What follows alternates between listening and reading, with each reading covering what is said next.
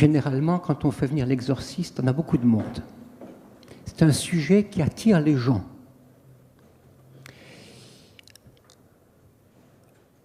Vous allez mourir, et moi aussi. Vous allez vivre du mieux possible. La question du diable n'est pas réservée à la question de la confession religieuse, catholique ou ce que vous voulez. C'est une réalité qui existe de partout parce que d'abord, il y a la peur. Les gens ont peur. Et quand on a peur, on croit en tout ce qui passe et on est prêt à faire n'importe quoi. Dans l'Église catholique, c'est bien sûr les Écritures. Dans l'Église catholique, nous ne sommes pas les seuls êtres intelligents.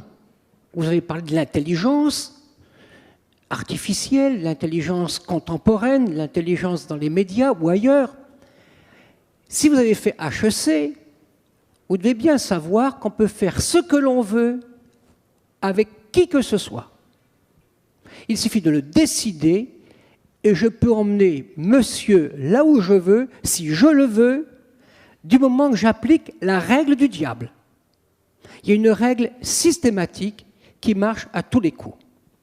Première étape, suggestion. Pour créer ensuite une délectation, et une fois qu'on passe de la suggestion à la délectation, c'est foutu, c'est hormonal. Et on obtient ce que l'on veut, on obtient le consentement. Une bonne affiche publicitaire a ces 3 éléments. Un bon commercial a ces 3 éléments. Les curés fonctionnent différemment. Commandement, confiance, obéissance, joie. Donc, pour vous dire que le démon, chez nous, c'est une intelligence. Donc, si le mal est logique, il est donc intelligent, donc c'est qu'il y a quelqu'un. Et plus intelligent que moi. Donc, on ne se propose pas de s'affronter à lui, car on sera perdant. Je prends des exemples. Si vous voulez faire manger du sucre en poudre à quelqu'un, c'est quand même pas très excitant.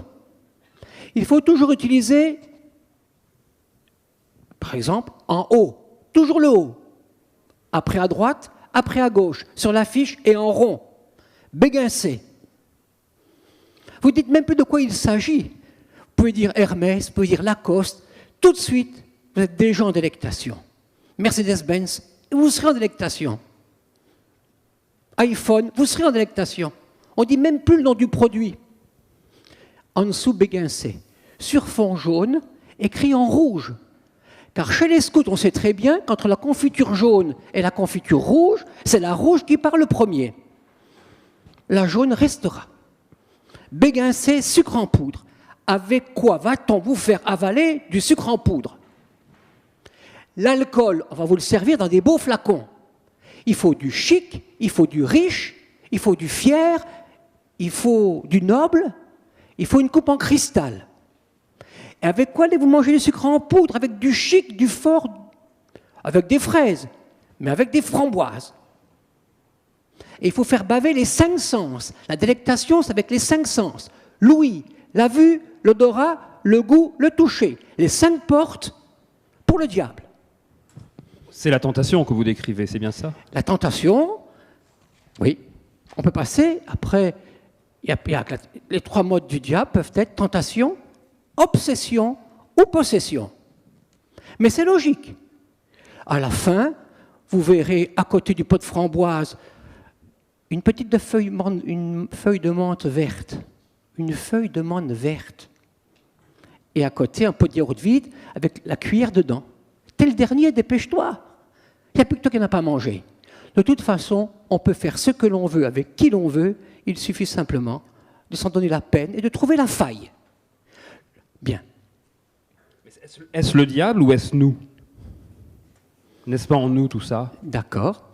Donc, Même sans le diable, indépendamment de nous. On peut revenir au père des Jésuites, au général des Jésuites, qui nous a fait une émeute récemment en déclarant Urbi et Orbi que le démon est un symbole. Voilà. Donc grand débat dans l'Église, grand débat actuel, non? Non, petit débat. Pas dans l'Église, mais on a dû passer un peu dans les médias pour un peu rappeler les choses.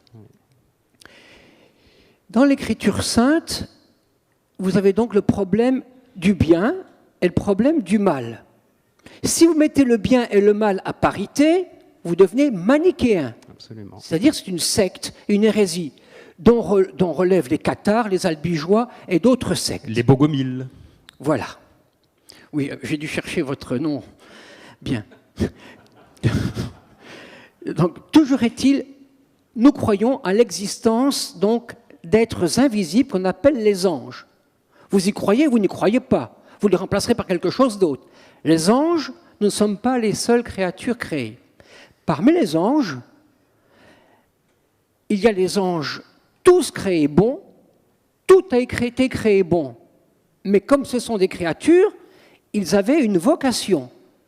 Et à partir du moment où ils n'accomplissent plus leur vocation dans l'ordre de leur destination, ils s'opposent et donc ils perdent ce qu'ils sont, puisqu'ils ne sont plus ce à quoi ils sont affectés. Et en cela, les anges ont donc déchu. Ça s'appelle le péché des anges. Quel est-il ? Oh, je ne servirai pas le projet divin.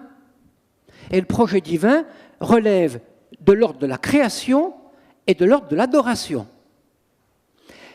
Le Satan qu'on appelle Lucifer, nous en avons donc des exemples, et ont été possédés pas seulement les pauvres gens pécheurs ou les gens qui auraient une vie désordonnée. La possession appartient aussi aux saints. Des saints ont été possédés, c'est-à-dire qu'ils perdent le contrôle de leurs décisions, et même ils ont des gestes, des mouvements qui peuvent être dangereux pour eux. Donc, je reviens à mon papier. Diable, ça veut dire diabolos. Il existe en grec, il existe en latin, il existe en hébreu, dans le judaïsme, dans le christianisme, dans l'islam et dans moult religions. Deuxièmement, les diables ou les démons, quand ils sont dans ce qu'on appelle la rupture avec Dieu, sont donc privés de la vision de Dieu. Et c'est cela qu'on appelle l'enfer. Bien. Qu'est-ce qui prouve que les gens que nous recevons sont possédés ou ne le sont pas ? Vous avez bien sûr la vie objective avec les névroses, les psychoses, les paranoïas, etc. Mais comme disait saint Ignace de Loyola, le démon est comparable à un chef de guerre qui veut s'emparer d'une citadelle. Il va donc repérer les failles. Il n'y a donc pas une séparation forcément étanche entre une névrose, une psychose ou une paranoïa. Mais il y a des signes objectifs pour le vérifier. Parce qu'il est plus intéressant d'aller voir l'exorciste que son psychiatre chez certains. Alors, on va y venir, si vous voulez, qui sont les gens qui viennent vous voir et pour quelles raisons et comment vous faites la distinction, effectivement, entre une dépression, parfois, simplement, ou une psychopathie et la possession. Mais pour rester un tout petit peu sur le diable d'un point de vue théologique, donc si je comprends bien, le diable n'existe pas, il existe les démons. Il y a plusieurs démons qui sont ces anges déchus, à qui l'histoire ou l'Inquisition, des prêtres, etc., ont donné des noms que sont Lucifer, que sont Astra. Les noms dans la Bible ne sont pas donnés par les prêtres, mais par la Bible. Vous avez... La Bible cite les démons, oui, tous. Il y a Asphodèle ou... Non, ceux que nous connaissons au niveau de la rectitude des propos, pour ne pas tomber dans l'ésotérisme, qui rapporte 3 milliards à la balance commerciale française. Il y a le prince des démons, Lucifer, qui est le chef des démons. Donc Lucifer, c'est le chef. Il y a les anges qui l'ont suivi, et dans le livre de l'Apocalypse, les anges sont plus nombreux que les étoiles du ciel, on appelle ça les myriades. Il y a 1/3 des anges qui ont suivi Lucifer. 1/3 ? Oui. Voilà ce que il a une capacité... Le livre de l'Apocalypse. Ouais. Je cite le livre de l'Apocalypse selon saint Jean. Le prince des ténèbres, le prince de ce monde, le prince des anges, le séducteur, le menteur, l'antéchrist, Beelzéboul, Belzébuth, le grappin, Méphistophélès, etc., etc. On peut vous parler en abstrait comme ça. 1. La réalité des anges, oui ou non? Regardez les tympans des cathédrales. Pensez-vous qu'il s'agisse là d'illumination de gens lettrés qui avaient un problème de dessin et de figuration dans leur imaginaire? Je ne le pense pas. Le démon, soit vous l'expérimentez et vous êtes en lien avec une intelligence, soit vous avez peur de lui. Ceux qui ont peur, eh bien, ils racontent tout ce qu'ils veulent. Ceux qui ont une intelligence, ils peuvent enfin exploiter la situation et s'en sortir. Et mon père, pourquoi Dieu tolère le démon? Ah ça, toute question qui commence par « Pourquoi » est un procès. Pourquoi, chérie, t'arrives si tard ce soir? Comment se fait-il, chérie, que t'arrives si tard ce soir? Merci, merci monsieur. Dieu a créé les choses bonnes. À partir du moment où il y a une liberté, ce qu'il a créé, il ne le reprendra pas. Donc le bon Dieu, c'est marqué sur son front « pigeon ».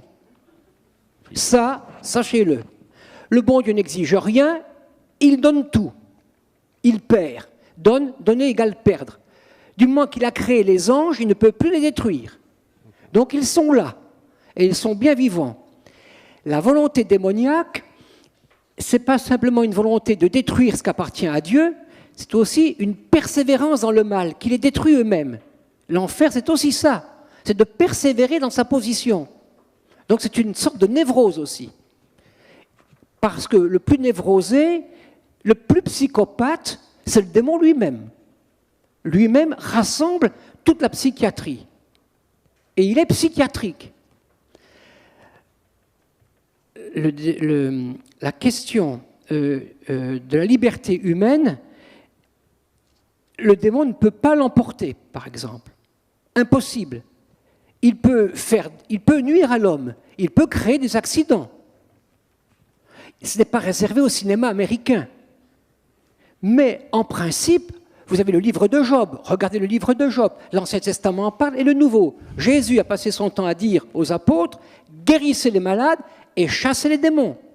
Et vous vous rappelez l'épisode de quelqu'un qui se meurtrissait et les démons sont partis dans un troupeau de porcs. Donc, cette question de la présence démoniaque, c'est-à-dire le mal gratuit. Faire le mal pour le mal.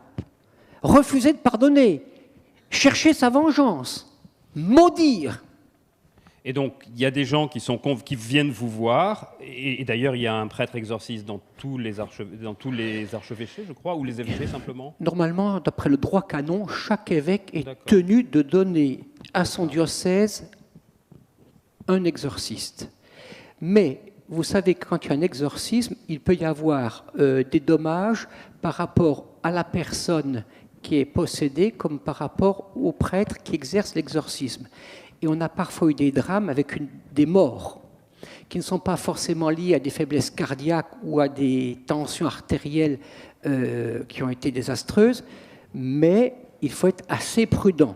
On doit être prudent sur le discernement pour ne pas prendre la psychiatrie pour la démonologie. On ne doit pas basculer entre tout le démon partout ou la psychiatrie partout. Donc la question du discernement, le pape François en a beaucoup parlé. Le pape François n'a jamais cessé, depuis qu'il est le début de son pontificat, de parler de ce problème de l'iniquité, le mystère de la violence et de la mort. Le démon, c'est simple, vous le reconnaîtrez dans vos vies sans problème, quelle que soit votre religion. Il pousse découragement, tristesse, mépris de soi, il va jusqu'au suicide. Il vous vide de vos forces. Ce n'est pas simplement avec des cachets que vous en sortirez. Il faut retrouver les motifs de sa joie et de sa raison d'exister. Et ça, il peut l'enlever. On peut passer peut-être, si vous le voulez, au rite d'exorcisme. Oui. Et comment vous procédez pour retirer le démon? Est-ce que vous le retirez ou est-ce la personne qui le retirait? Je vous raconterai. Nous n'avons aucun pouvoir particulier, pas plus qu'un prêtre diocésain. Donc nous sommes en France, je suis donc l'exorciste d'Île-de-France et des armées françaises. Nous représentons mon confrère le père Berson, qui est un prêtre qui vient de l'aérospatiale, il était Arianespace avant, devenu prêtre tardivement. Donc on prend comme exorciste ou des bons paysans qui ont de la jugeote, ou des gens qui ont de la vie professionnelle. On prend des gens qui ont les pieds sur terre. Deuxièmement, nous représentons donc les diocèses de Paris, Nanterre, Meaux, Évry, Versailles, Créteil, Pontoise, Saint-Denis et les armées. Nous sommes 2 pour un grand bassin. Nous recevons 2500 appels téléphoniques par an. Nous avons 15 collaborateurs. Nous, comme prêtres, on en reçoit 600 chacun, donc 1200. Les autres ne reviennent pas forcément. Notre budget est de 25 000 € de fonctionnement. Nous louons des locaux à une paroisse de Paris. Donc nous ne faisons que ça. Pas de baptême, pas de mariage, pas de paroisse, rien. Donc je vous ai quitté pour venir ici. Nous faisons en moyenne un grand exorciste par semaine. Hommes, femmes de toute nationalité, beaucoup d'Afrique, Cameroun, Antilles, Portugal, Brésil, juifs, musulmans, chrétiens ou autres. Bien. Les problèmes que nous rencontrons, c'est souvent sorcellerie, mauvais œil, maraboutage, magie blanche, magie noire, envoûtement, tournage de table, spiritisme et autre chose. Bien sûr, il y a les problèmes drogue, inceste, etc. C'est l'évêque qui est l'exorciste par définition. Et il nous délègue. Nous avons été nommés par le cardinal 23. C'est lui qui a eu l'idée, il nous a demandé de faire ce service. Personne ne se précipite. Hein. Nous sommes en France environ 90. Nous avons une session tous les ans, tous les exorcistes de France, dépendant de la conférence épiscopale, Monseigneur de Kérimel, évêque de Grenoble.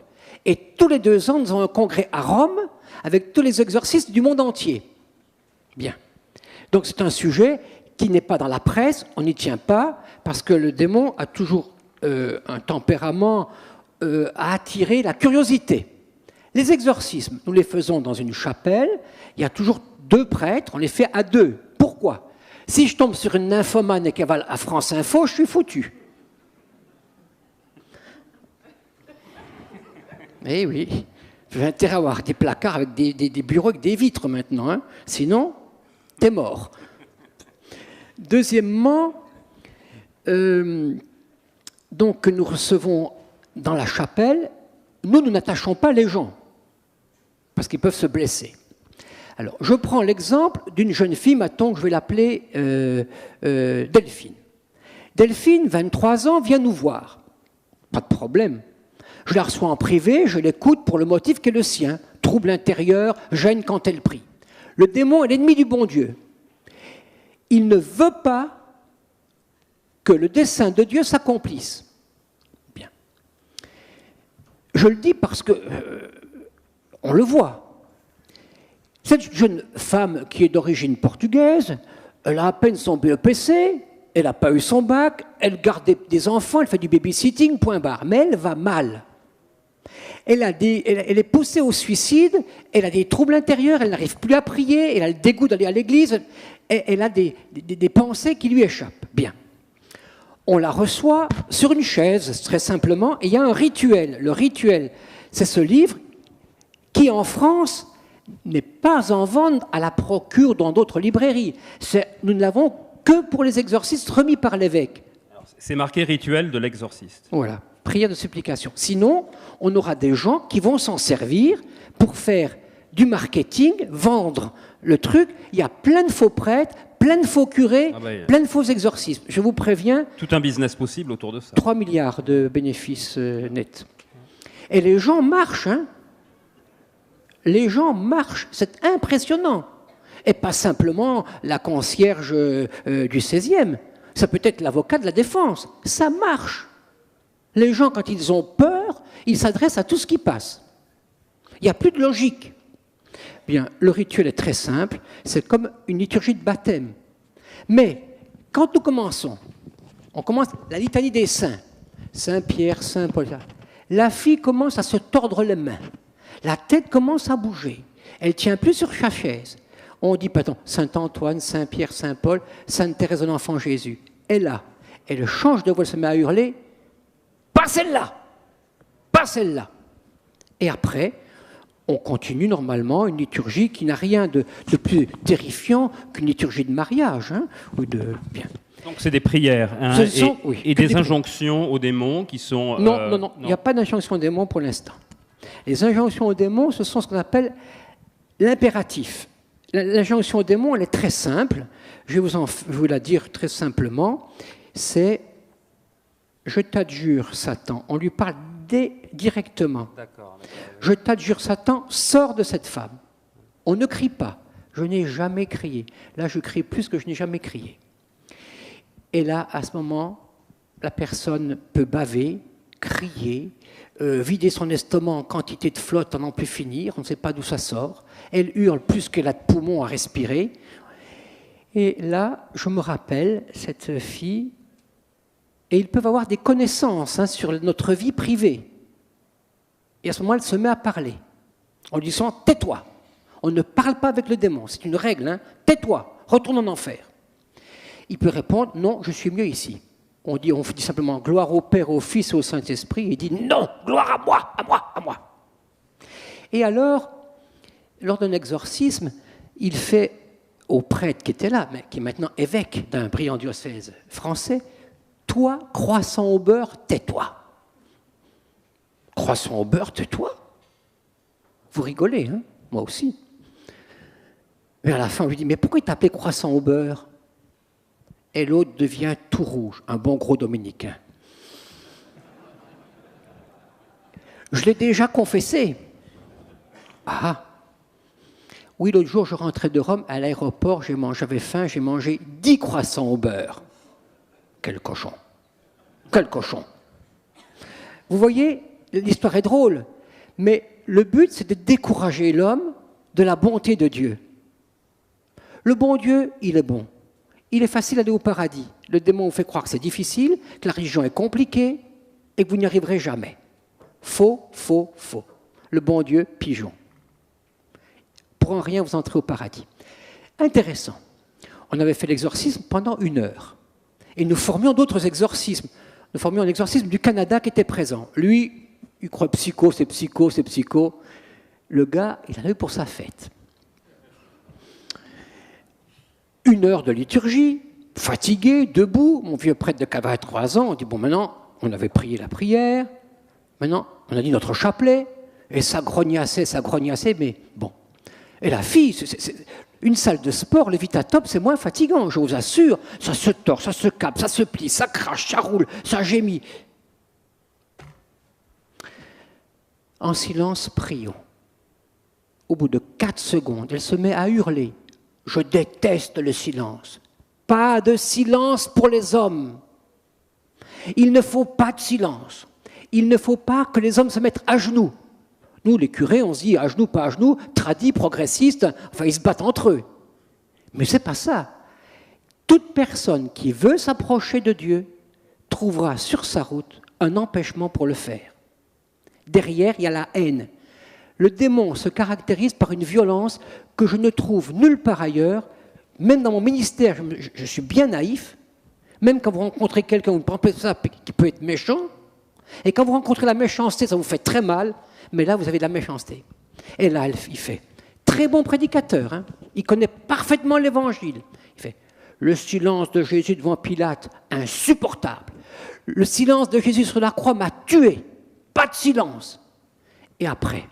Et cette vierge qu'il aimait, elle n'a même pas murmuré. Elle ne murmurait même pas, cette vierge. Grossier, injurieux. Le murmure, vous savez ce que c'est? C'est vous, quand vous commencez à grognasser contre votre patron, contre votre staff, contre le temps, contre le président, contre les impôts. Alors les salariés de l'EBG, là, vous entendez? Hervé? Parce que derrière, il y a toujours un verset de l'Écriture. Tiens ton âme égale et silencieuse. Je passe. Cette fille, le démon, simplement, comment sait-on que quelqu'un est possédé? 1. Il change de voix. Une force surhumaine. Et comme on ne savait pas si ce n'était pas un peu hystérique, mon confrère qui avait été en ambassade à Amsterdam change de langue. Et on prend la prière en néerlandais. On lui dit, sors de cette femme. La fille a répondu couramment en néerlandais. Elle ne connaissait pas cette langue, elle ne l'a jamais appris. J'ai été terrorisé sur place. Ça, c'est encore un indice. Et des paroles de connaissance sur la vie même des personnes qui sont autour d'elle ou de lui. Donc les exorcistes et nos vies privées qui peuvent d'un seul coup être mises à jour. Voilà ce que nous avons expérimenté. Le démon dit toujours comment il est venu. Il le dit. Combien ils sont et comment il va partir tellement il est vaniteux.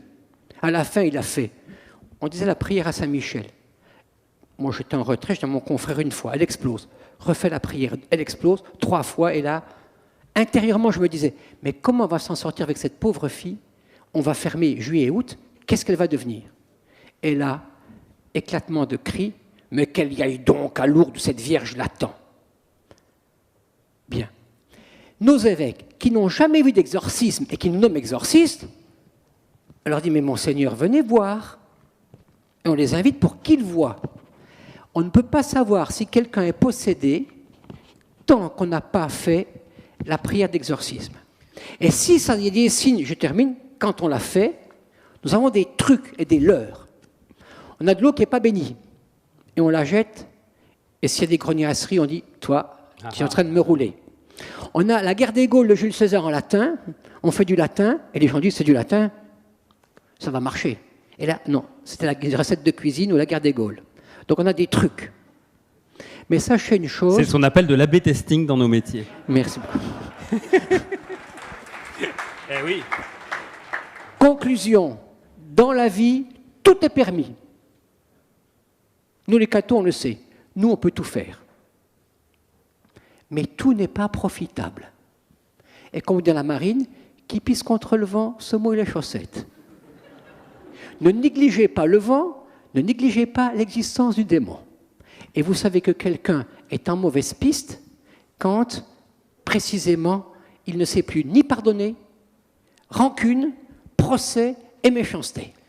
Ça, c'est très mauvais signe. Ça commence, on ne sait pas quand ça finit. Ne restez pas sur des verrues aussi infectieuses que ça. Ou prenez la fuite, ou trouvez une solution plus heureuse en évitant la dispute. Mon père, une dernière question, si vous pouviez y répondre rapidement, parce qu'on va être mis dehors. Il y a encore un intervenant qui est un physicien. Au moment de la parousie, quand Jésus reviendra, que les saints reviendront, le démon ira-t-il lui aussi au paradis? Non, l'enfer est irrémédiable. D'ailleurs, c'est cela l'enfer. Il déteste ce qui lui est destiné. Il aimerait aller au paradis? Voilà. Vous savez, rapidement alors, quand j'étais gosse, j'avais trouvé un truc génial. Quand un copain m'avait fait une vacherie, j'allais lui faire un côté sympathique. J'allais lui rendre service. Et là, il n'en pouvait plus. Casse-toi, casse-toi, casse-toi. Donc, le bien vous devient insupportable. Donc, il reste dans le bien, mais il en souffre. L'enfer, c'est de souffrir du bonheur au lieu d'être heureux du bonheur. Ah ben merci, c'est une magnifique parole et merci beaucoup.